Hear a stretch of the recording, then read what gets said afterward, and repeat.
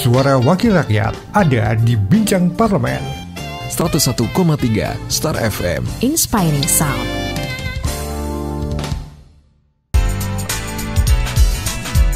Selamat siang, saya Denny Arta bersama dengan Anda di siang kali ini di program Bincang Parlemen. Ketersediaan bahan pangan pokok sembako jelang Lebaran 2022 jadi tema kita di siang kali ini.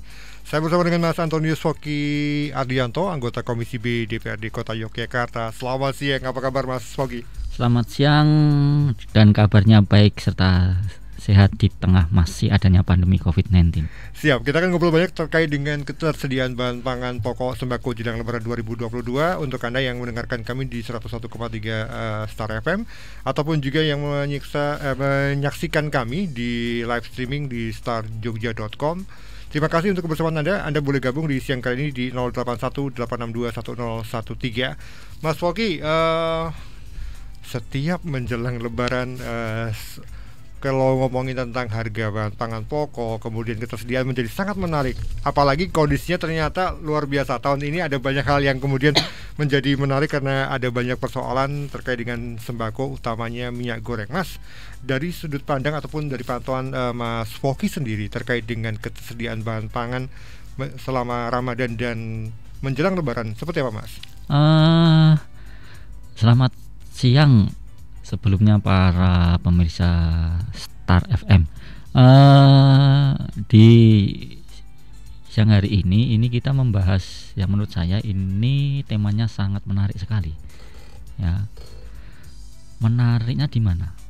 Dikarenakan ketika kita bicara yang persoalan pangan, maka menurut founding fathers kita, Bung Karno, itu bahwa ketika kita bicara persoalan pangan ini sangat menentukan mati dan hidupnya suatu bangsa. Nah,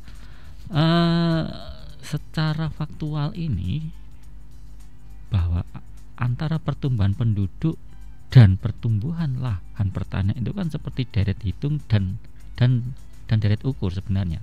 Ya, manusia selalu bertambah, tetapi lahan pertanian itu lebih banyak, kecenderungannya adalah berkurang. Nah, maka ketika tadi Mas menanyakan tentang bagaimana sih fluktuasi harga ya menjelang hari Lebaran ini. Nah, walaupun ini sebenarnya adalah persoalan klasik ya, bahwa sebelum Lebaran, sebelum hari raya atau sebelum Natal, harga-harga itu naik ya. Nah, tetapi kan lebih menghebohkan itu ketika harga-harga ini naik menjelang Lebaran. Nah, problemnya itu kalau saya ini masih problem klasik, yaitu persoalan supply dan demand saja ya toh. Nah, hanya kan bahwa setiap rejim itu kan harusnya kan bisa mengantisipasi persoalan ini supaya apa? Supaya rakyat ketika memperingati hari rayanya, entah itu Lebaran, entah itu Natal, itu nyaman dalam konteks apa? Dia tidak pusing untuk ya tahu bagaimana merayakan itu dengan maksimal. Nah, ya itu dengan apa? Ya bahwa tugasnya pemerintah ini kan dipilih rakyat ini kan menjadi apa ya? Menjadi regulator. Nah, maka itu bagaimana harga-harga ini menjelang hari raya ini tidak naiknya sangat-sangat drastis. Nah, konteks hari ini saya lihat hanya untuk satu jenis saja. Ya, minyak goreng. Itu naiknya menurut saya sangat tidak masuk akal lah. Ya, hanya untuk satu persoalan bahan pokok saja, minyak goreng. Nah,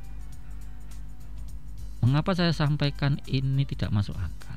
Nah, kita ini kan punya kebun sawit kan jutaan hektar. Ya, dan pabriknya juga ada di Indonesia. Nah, maka pertanyaannya ini, mengapa kok harganya itu naik? Mengapa sempat menghilang? Nah, apakah ini dikarenakan adanya perang Rusia dan Ukraina? Dan menurut saya ini hal-hal yang tidak masuk akal kalau menyalahkan yang perang Rusia dan Ukraina. Ya toh, Rusia dan Ukraina itu tidak punya kebun kelapa sawit, ya toh, tidak punya yang namanya pabrik sawit. Nah, ini kan membodohkan, ya kan. Nah, yang menjadi problem jelas bahwa harga minyak goreng di luar Indonesia itu mahal, ya toh, maka ini diekspornya ke sana. Nah, di sisi lain, ketika negara dalam hal ini adalah pemerintah mengatur harga, maka kartel ini sangat kurang ajar menurut saya. Nah, ketika ini pemerintah menetapkan HET-nya misalnya waktu kemarin itu 14.000, ya toh, barang hilang, ya, rakyat ngantrinya luar biasa, ya, bahkan ada yang pingsan, bahkan ada yang meninggal dunia. Ini kan sangat ironis. Nah, lebih cilakanya lagi, ketika negara ini melepas ke harga pasar, ya toh, antrian masyarakatnya yang hilang, ya toh, ibu-ibunya yang hilang, rak-raknya itu penuh dengan minyak goreng. Hilangnya ada. Ya toh, hilangnya karena harganya sangat luar biasa, melambung tinggi. Nah, lalu ketika ini lagi-lagi yang namanya negara mengintervensi dengan menetapkan HET minyak curah, hilang.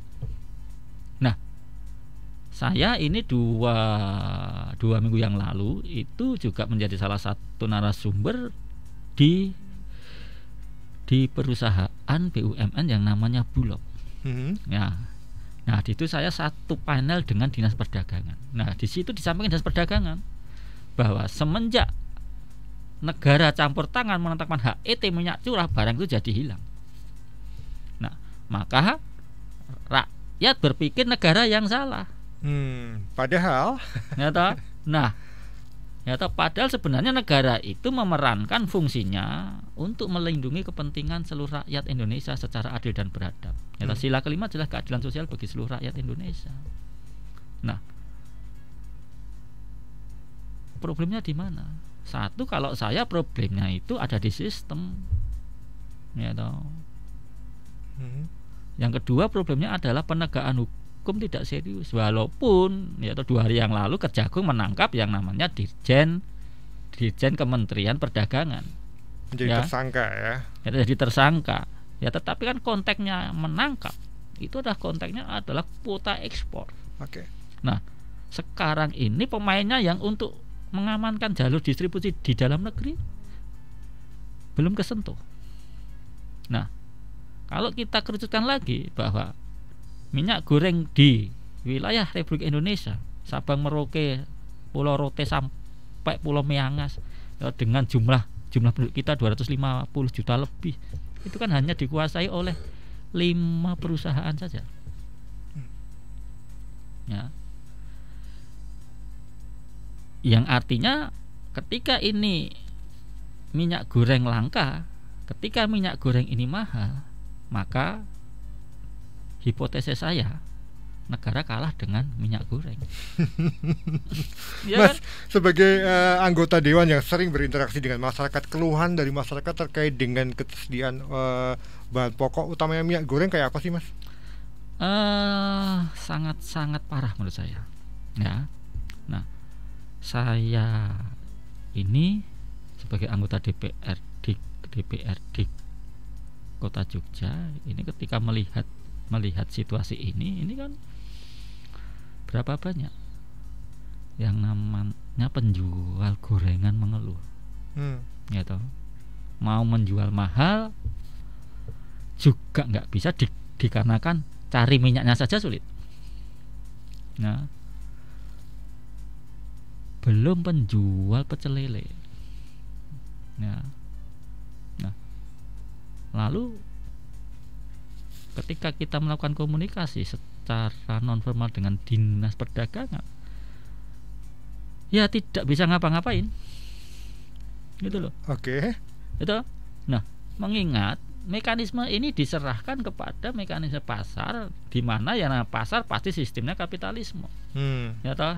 Nah, bicara kapitalisme maka kekuatannya ada di mana? Ada di kapital. Nah, maka bicara kapital bicaranya pasti untung dan rugi. Ya toh. Nah, maka ini sistem ini yang harusnya penyelenggara negara ini juga harus sangat tegas harusnya. Ya toh, mau kita demokrasi Pancasila atau kita demokrasi liberal. Nah, kuncinya di situ sebenarnya. Oke, artinya Indonesia, pemerintah, kemudian masyarakat juga harus belajar pada kondisi sekarang ini untuk memperbaiki sistem distribusi dan yang lain-lain terkait dengan minyak goreng. Sistem perekonomian sebenarnya, ya. Oke. Ya, minyak goreng hanya salah satu subsektor saja sebenarnya. Nah, tetapi ini kan persoalannya kan sistem perekonomian negara kita yang kita mau pakai itu apa? Demokrasi liberal atau demokrasi Pancasila? Ya, yang namanya pasal 33 pun itu juga sangat tegas sebenarnya. Nah, hanya persoalannya yang namanya pasal 33 Undang-Undang Dasar 45 itu kan sama dengan UU PA 60 atau berlaku tetapi tidak diterapkan. Mas, kalau kita melihat selain pasokan minyak goreng, kalau untuk sembako yang lain, kalau dari pandang atau dari pantauannya Mas Foky dan teman-teman di DPRD Kota Yogyakarta, apakah stoknya cukup, Mas? Kalau stok itu dari hasil komunikasi kami itu sangat cukup.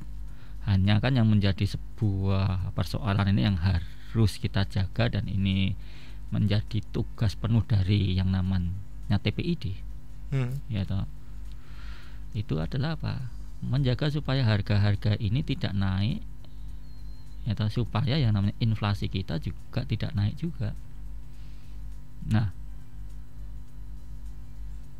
mengingat bahwa kondisi perekonomian hampir seluruh daerah termasuk kota Yogyakarta ini kan juga akibat pandemi COVID-19 ini kan juga sangat berpengaruh di dalam dalam mencari uang atau mencari uang bagi warga masyarakat. Nah, jadi kan ketika ini harga naik, nah daya belinya nututi tidak. Nah, ini yang harusnya bisa dijaga oleh pemerintah Kota Yogyakarta melalui TPID-nya itu.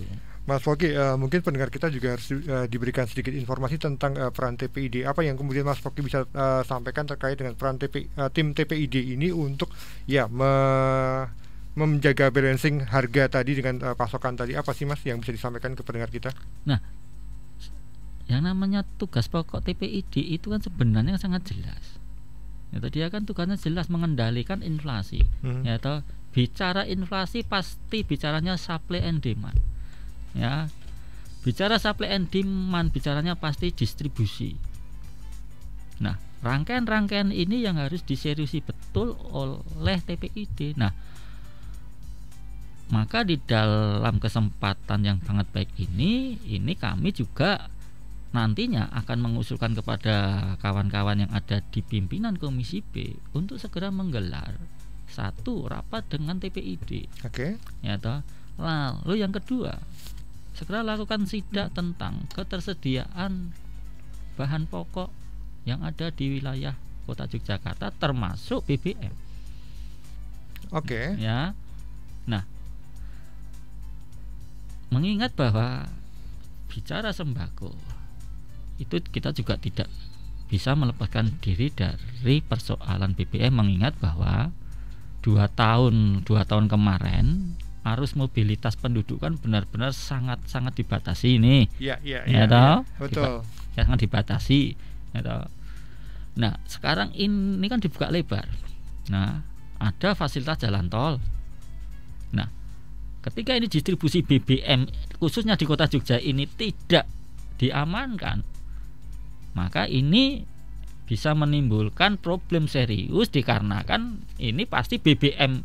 Jadi kan begini, logikanya sederhana. BBM ini kan kuota. Yap. Ya, kuota. Nah, Maka kuota untuk kota Yogyakarta ini harus diamankan, jangan dikurangi. Ya toh. Ya toh. Mengingat arus mobilitasnya itu sangat tinggi, ya toh. Sejarah mengatakan bahwa mobilitas penduduk itu yang sangat tinggi adalah dari Jakarta ke daerah-daerah, kan begitu. Betul. Kan begitu. Nah, kalau BBM ini semuanya itu nanti di stok di sana. Nah, ini menjadi potensi ya toh, kerawanan yang lain selain sembako. Masalah baru ya. Ya masalah baru.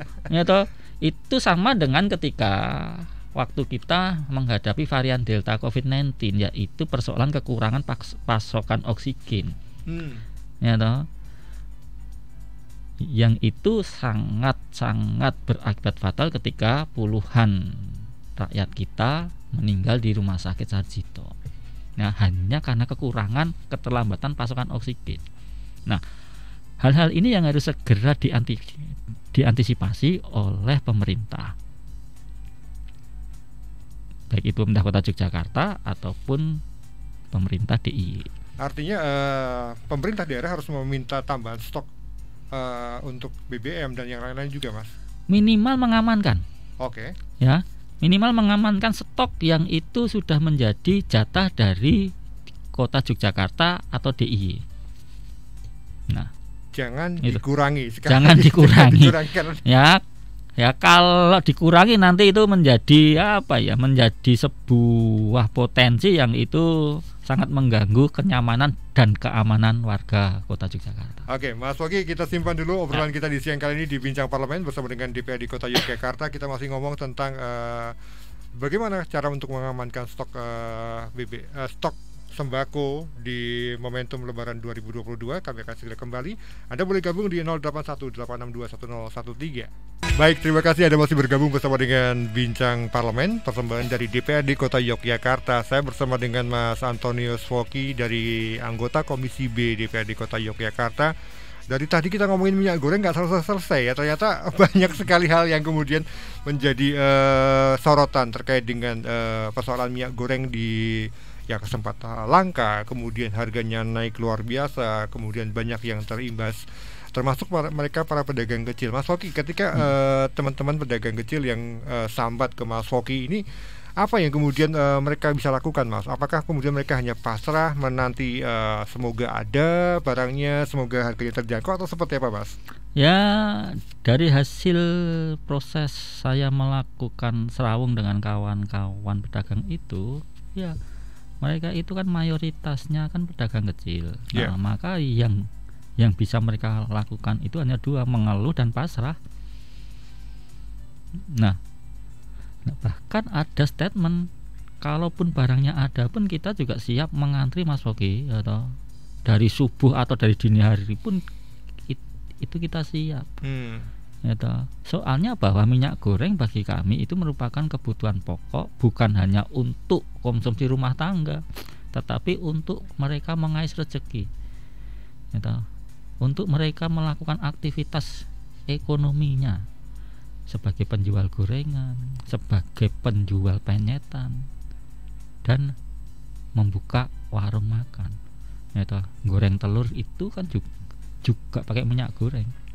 Nah,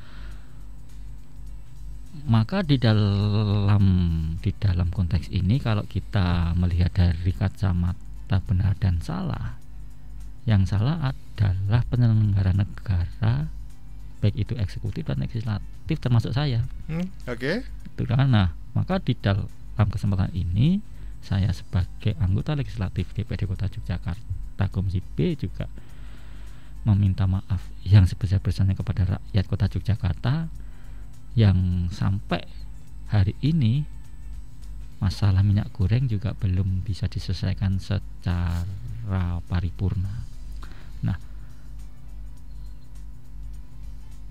apapun yang namanya penyelenggara negara ini harus terikat kepada konstitusi, ya, dan konstitusi kita sangat jelas bahwa di dalam pembukaan Undang-Undang Dasar 45, salah satu yang menjadi tujuan negara ini diproklamirkan oleh Bung Karno dan Bung Hatta adalah memajukan kesejahteraan umum. Nah, maka ketika ini kita kaitkan dengan antrinya rakyat kecil, antrinya rakyat marhen di dalam rangka mendapatkan minyak goreng untuk lahan pekerjaan mereka, itu yang salah adalah kami, baik eksekutif dan legislatif, karena legislatif juga mempunyai fungsi yang namanya fungsi pengawasan. Ketika kinerja eksekutifnya gak benar, yang itu berakibat rakyatnya susah, maka legislatif juga salah dikarenakan apa? Fungsi pengawasannya tidak bisa dijalankan secara maksimal. Oke, Mas, tidak dipungkiri kemudian kasus ini ataupun kondisi ini menyebabkan adanya panic buying juga yang dilakukan oleh masyarakat. Apa yang kemudian sebenarnya masyarakat harus lakukan agar kemudian tidak melakukan pembelian secara berlebihan atau bahkan malah kemudian nimbun, Mas? Kalau panic buying itu menurut saya masih dalam kategori wajar. Okay. Nah, mengingat bahwa bicara kebutuhan pokok, salah satunya adalah minyak goreng, itu sudah merupakan kebutuhan primer. Nah, dan kebutuhan itu juga tidak bisa digantikan atau digantikan dengan kebutuhan yang lain, gitu. Mengingat bahwa itu sudah menjadi seperti yang tadi saya bilang, kebutuhan pokoknya rakyat. Nah, maka yang harus dilakukan oleh eksekutif dan legislatif adalah apa? Menjamin ketersediaan itu supaya bisa diakses oleh masyarakat seluas-luasnya. Kalau masyarakat menimbun, itu saya yakin juga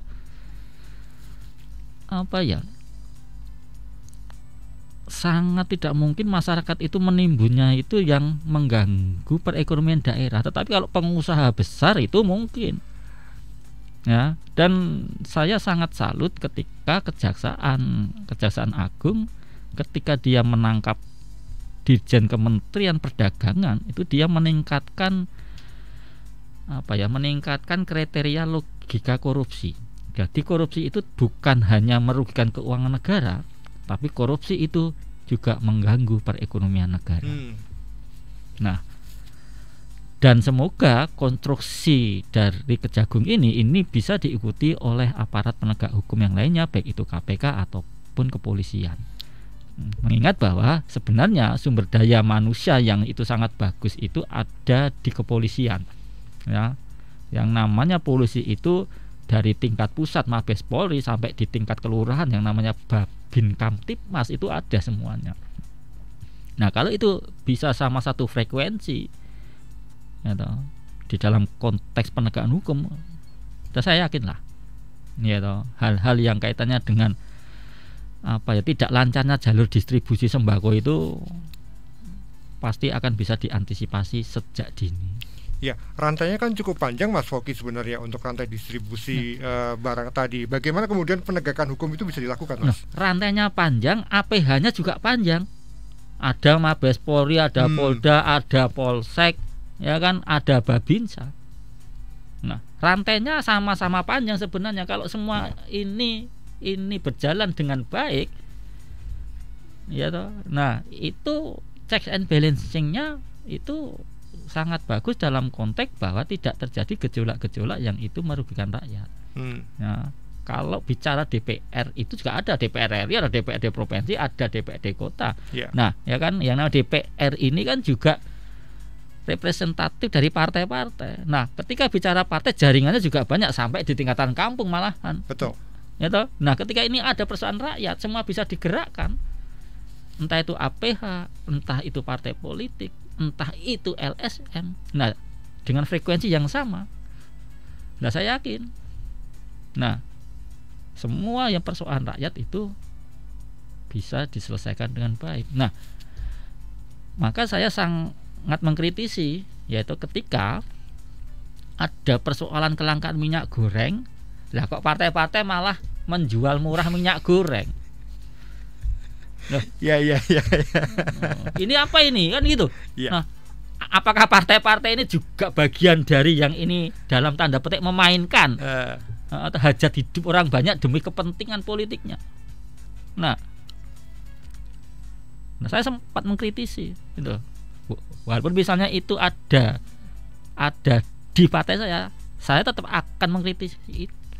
Oke, Mas Pogi, ketika persoalan seperti ini kan seharusnya peran Bulog lah, saya sebut seperti itu, punya peran yang lebih luas. Bagaimana kemudian Mas Pogi mendorong peran Bulog ini lebih dioptimalkan? Karena setahu saya sekarang ini hanya beras doang ya. Iya. Nah, lepas dari pro dan kontra bahwa ketika Bulog ini dibentuk, itu kan salah satu adalah menjaga 9 bahan pokok dalam konteks stabilitas harga dan ketersediaannya. Yeah. Nah, maka ketika Presiden Gus Dur ini membubarkan Bulog selain Departemen Penerangan dan Departemen Sosial, itu kan dengan logika bahwa ini adalah sarang koruptor. Nah, tetapi ketika ini setelah pasca Gus Dur, lembaga-lembaga itu dihidupkan lagi. Nah, maka ketika bicara Bulog ini, sampai saat ini Bulog ini hanya mempunyai kewenangan kaitannya dengan beras saja. Nah, dan itu yang harus kita dorong supaya Bulog itu juga mempunyai sebuah kewenangan lebih untuk bisa mempunyai kewenangan untuk bisa mengatur 9 bahan pokok. Nah, ketika stigma negatifnya itu menjadi sarang koruptor, itu kan sebenarnya di Republik ini itu sudah dibentuk Badan Pangan Nasional. Nah, Badan Pangan Nasional ini kan bisa difungsikan sebagai regulator, bisa dijadikan fungsi sebagai pengawas untuk supaya kinerja Bulog di dalam rangka mengamankan 9 bahan pokok itu benar-benar efektif dan efisien, mengingat bahwa satu Bulog itu kan juga punya jejaring di semua daerah di wilayah Republik ini. Yang kedua, punya kemampuan sumber daya manusia. Nah, yang ketiga, dia punya pengalaman. Nah, hanya kan yang menjadi persoalan ini kan adalah persoalan behavioral, ya, yang namanya perilaku manusianya, ya, bukan institusionalnya. Nah, maka behavioral perilaku ini kan bisa dalam tanda petik dibentuk, yaitu supaya mereka yang ada di Bulog itu benar-benar manusia-manusia yang berkompeten, manusia-manusia yang mempunyai integritas tinggi. Dan ini kan ketika ini bisa menjadi menjadi rodanya dari Badan Pangan Nasional, ini menurut saya konsep ini bisa dicoba, mengingat seperti yang saya sampaikan awal bahwa bicara pangan adalah bicara mati hidupnya suatu bangsa.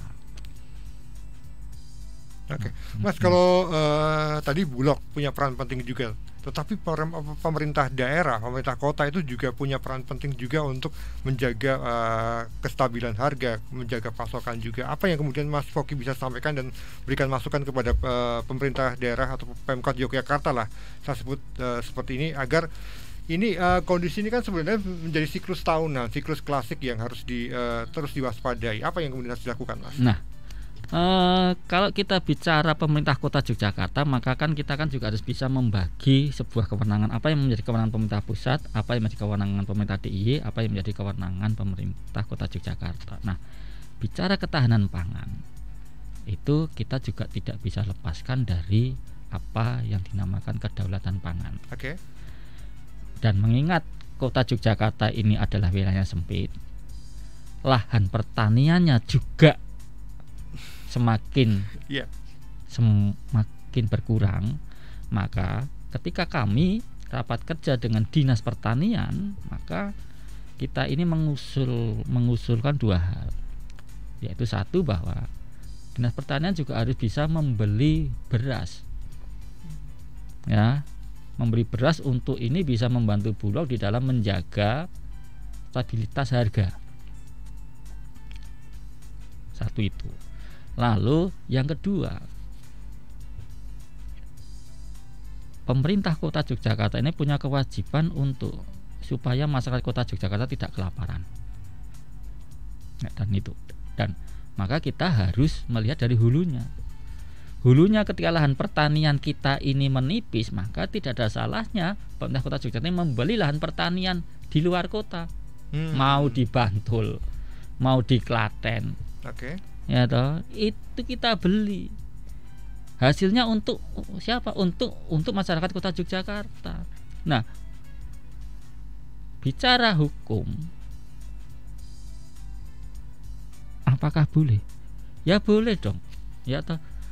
Logikanya sama ketika misalnya yang namanya contoh misalnya pemerintah Sumatera Selatan membangun asrama mahasiswa di Kota Yogyakarta, ya toh. Yang tanahnya itu jelas bahwa tanahnya itu atas milik pemerintah Sumatera Selatan.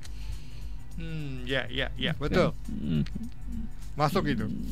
Ya kan gitu. Nah, kalau kita membeli lahan pertanian misalnya beberapa hektar yang itu tidak dimanfaatkan, ya, atau kita membuka lahan pertanian baru di mana misalnya, atau misalnya di Kalimantan, atau lahan sawah. Nah, ketika itu milik pemerintah Kota Yogyakarta, itu kan kita bisa mendorong yang namanya rakyat Kota Yogyakarta itu bertani di sana. Itu loh. Nah, jadi kan bagaimana menggerakkan ini kembali kepada kita itu sebagai negara agraris, ya, bukan sebagai negara metropolitan. Nah, maka kan saya sangat salut lah ketika kawan-kawan di Sleman itu ada komunitas petani milenial. Yeah. Nah, lahannya ada. Nah, ketika Kota Yogyakarta ini tidak ada lahannya, itu kan bisa kita membeli lahan, gitu. Yang namanya Kalimantan itu, ya itu sangat luas sekali. Betul. Ya, nah, ketika kita bisa beli di sana, kita bisa membentuk yang namanya pengusaha atau entrepreneur muda untuk bisa terjun ke sawah. Dan logika sawah ini kan sekarang ini kan bukan bukan tradisional mencangkul panas-panasan, tidak ya. Ketika saya melihat kawan-kawan Sleman, kawan-kawan petani milenial Sleman itu mengairi sawah atau mengairi kebunnya itu hanya melalui yang namanya smartphone saja. Ya toh, mencet smartphone itu sudah airnya mengalir. Nah, hal-hal ini yang harus bisa difokuskan untuk pemerintah Kota Yogyakarta ke depannya, dan ini menjadi tantangan bagi siapapun nanti yang menjadi kepala daerah di dalam Pilkada 2024, mengingat bahwa 22 Mei besok yang namanya Pak Haryadi dan Pak Heru ini sudah masa jabatannya habis dan diganti PJ dan ada kekosongan 2 tahun. Maka pertanyaan lanjutan apa yang harus dilakukan 2 tahun?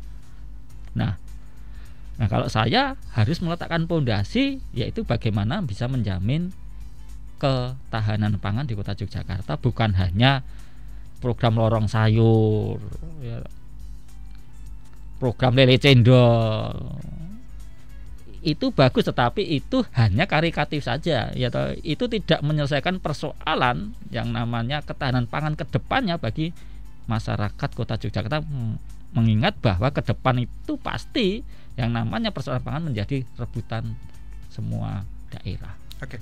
Mas Wogi, waktu terus berjalan, tetapi kita akan mengakhiri perbincangan di siang kali ini dengan himbauan. Ini kurang 1 minggu, enggak sampai 10 hari kita akan memasuki Lebaran. Sementara masyarakat sudah antusiasme untuk belanja, untuk membeli bahan pangan itu sangat luar biasa. Apa pesan Mas Wogi agar masyarakat di Yogyakarta itu menjadi konsumen yang bijak dan kemudian tidak berbelanja secara berlebihan, Mas? Kalau saya itu, bagi warga Kota Yogyakarta, lakukan semuanya secara wajar. Jangan melakukan hal-hal yang itu malah mengganggu proses harmonisasi yang ada di masyarakat. Misalnya atau jor-joran membeli yang namanya bahan pokok pangan. Lalu juga bagi pemerintah daerah itu segera lakukan langkah-langkah sedini mungkin kaitannya dengan itu, yaitu menjamin ketersediaan dan stabilitas harga di Kota Yogyakarta. Mungkin itu yang pasti DPRD Kota Yogyakarta siap mengawal terkait dengan kebijakan ini. Siap mengawal dan mendorong itu, yaitu supaya semua warga Kota Yogyakarta bisa melaksanakan memperingati Hari Raya Idul Fitri dengan khidmat, dengan penuh rasa syukur kepada Tuhan Yang Maha Kuasa. Siap, Mas Fogi, terima kasih sudah ngobrol terkait dengan ketersediaan bahan pangan pokok sembako jelang Lebaran 2022 di program Bincang Parlemen persembahan dari DPRD Kota Yogyakarta. Semoga ini menjadi wacana dan juga inspirasi baru untuk masyarakat pendengar Star FM di hari ini. Terima kasih Mas Fogi. Oke, sehat selalu Mas. Oke, siap. Selamat siang dan mohon pamit undur diri. Baik, terima kasih pendengar Anda sudah bergabung di Bincang Parlemen persembahan dari DPRD Kota Yogyakarta. Program ini merupakan kerjasama Star FM dan DPRD Kota Yogyakarta. Terima kasih, selamat siang dan sampai jumpa. Terima kasih Anda telah bergabung di Bincang Parlemen 101,3 Star FM. Inspiring Sound.